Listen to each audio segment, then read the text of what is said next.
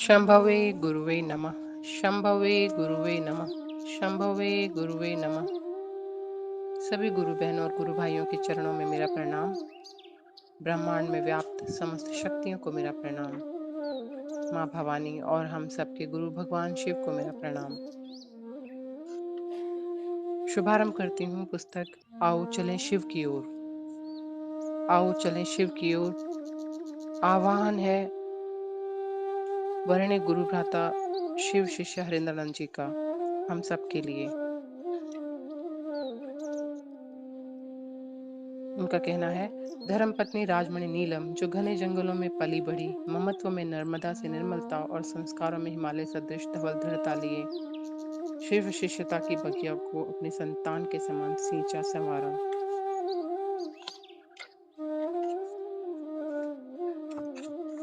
श्री हरिंद्रानंद जी के आह्वान पुस्तक आओ चलें शिव की ओर को प्रकाशक ने इस तरह से कलमबद्ध किया है। श्री हरिंद्रानंद जी को शुभकामना देना तो सूरज को दीपक दिखलाना है। फिर भी आओ चलें शिव की ओर पुस्तक स्वमेव शुभ है। शिव की ओर चलने से इतर कोई मार्ग नहीं। आपके द्वारा रचित इस महान कृति से मानव मन आप्लवित होगा, समाज और राष्ट्र समृद्ध होगा। हमारा गौरवशाली आध्यात्मिक अतीत भगवान शिव की दया से पुनर्स्थापित होगा। काल के मुंह में बैठा जीव अपनी अनंत इच्छाओं के साथ जीवित है, पर भयभीत नहीं। जीव का भय मुक्त होना भी तो उस शिव की अहेतु की दया है। कवर पेज का ये चित्रांकन सामान्य मन की सोच से परे है।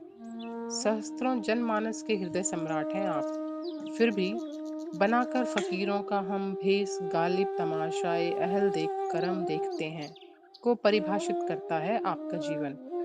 पुस्तक के सभी आलेख ये बताते हैं कि धर्म, दर्शन, इतिहास और साहित्य आपके अंक में खेलता है। कुंडलिनी, अंक विज्ञान और नमः शिवाय जैसे दुरूह आध्यात्मिक विषयों पर आपने जो प्रकाश डाला है वह जनमानस के लिए सहज, सुलभ और ग्राह्य है। धार्मिक अनुष्ठानों का यह समापन शिव की ही स्तुति से क्यों होता है? ऐसा करते तो सभी हैं, पर क्यों करते हैं? अद्भुत, अकल्पनीय है ये पुस्तक। आओ चलें शिव की ओर। आलेख तो मुझे लगता है कि इस पुस्तक के साथ साथ मानव जीवन की भी आत्मा है। चेतना का अभ्युत्थान तो बस यही होना है। निविड़ अंधकार में पड़ी चेतना को आपने शिव की ओर ले चलने का संकल्प लिया है। इसके लिए ये सृष्टि आपकी सदैव ऋणी रहेगी। आखिर पब्लिकेशन समूह नथ है आपके समक्ष, खड़ा है आपके संकल्पों के साथ। प्रणाम। हरिंद्रानंद, सरकार के संयुक्त सचिव, मंत्रिमंडल, बिहार। मैं हरिंद्रानंद बस चल रहा हूँ। 72 वर्षों से चल ही रहा हूँ अपने पाँव में अनेकानेक जंजीरों के बावजूद। यहाँ सबको चलना ही पड़ता है।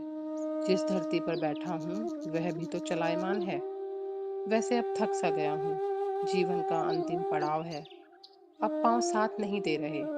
कभी घुटनों के बल तो कभी पाँव के सहारे चलता जा रहा हूँ। अनायास विचारों की पोटली लिए मन भी चल रहा है। कभी जगत की वीथियों में घूमता है तो कभी शिव के राजमार्ग में। व्यक्ति जगत में पैदा होता है, पलता बढ़ता है। अध्यात्म भी तो यहीं उत्पन्न होता है, मन के एक मोड़ से। पता नहीं उस मोड़ पर मैं कब मुड़ गया था।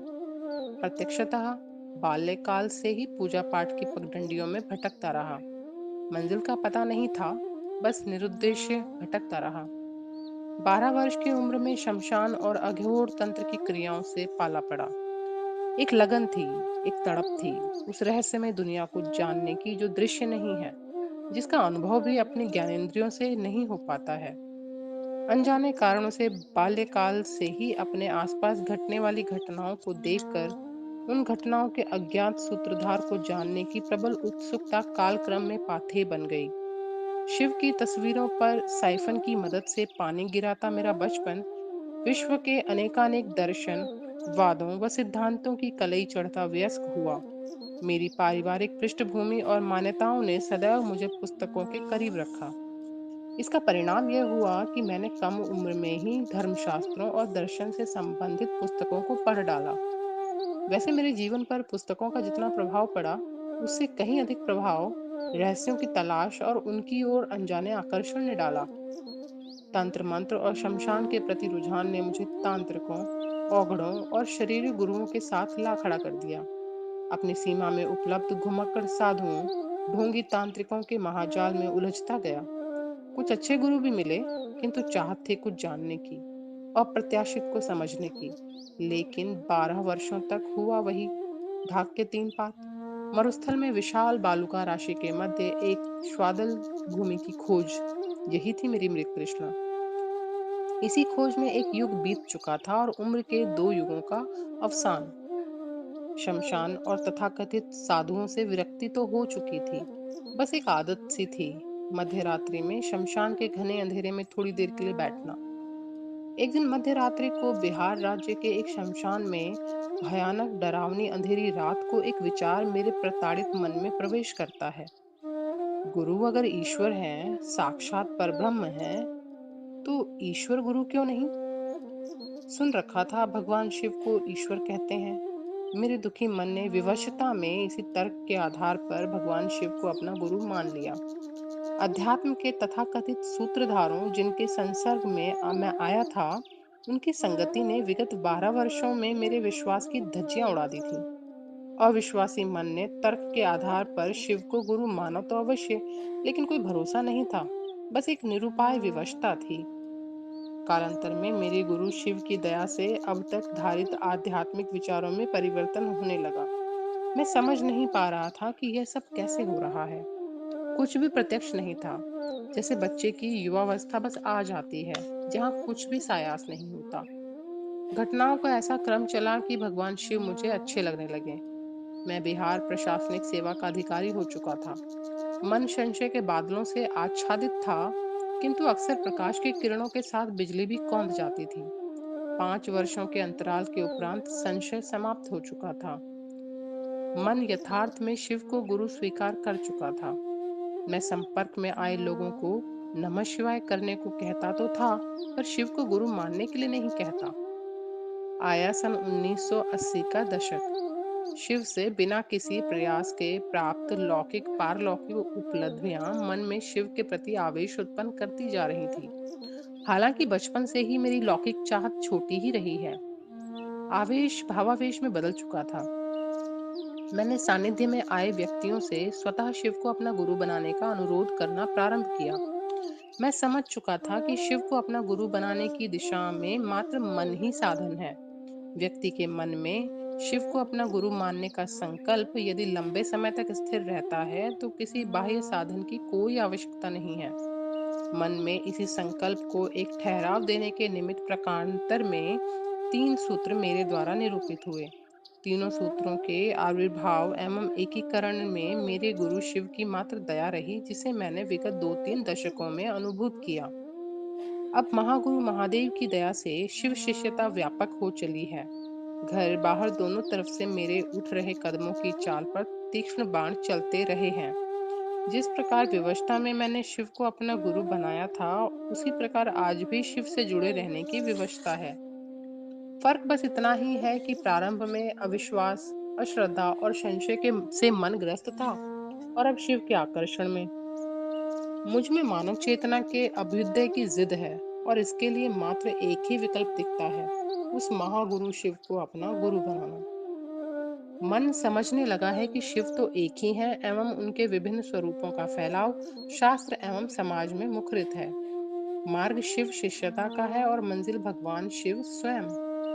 देशी केंद्र क्रोध भट्टारक दुर्वासा के शब्दों में, का पूजा पूजकः कः शिव गुरु रीति कः को विधि कश्च मंत्रः, किम पीठम किम प्रसूनम किम मलल सलिलम केत्र सर्वोपचारा, निर्द्वन्द्वस्यात्मनस्ते द्वयमिति रचितं सर्वमेत कथम, स्यातस्य संतोषार्थे महेश त्रिकण विमल ज्ञान पूजा प्रसन्ना। यानी शिव की पूजा, शिव गुरु से सानिध्य, उससे संबंधित विधियां, मंत्र, पूजा का आसन, अर्पित जल एवं पुष्प सभी महेश हैं, स्वयं शिव है। नवंबर सन 2008 से बिहार सरकार के संयुक्त सचिव के पद से सेवानिवृत्ति के उपरांत भी शिव के गुरु स्वरूप की व्याप्ति में अत्यधिक व्यस्त रहा। अभी भी स्थिति वही है।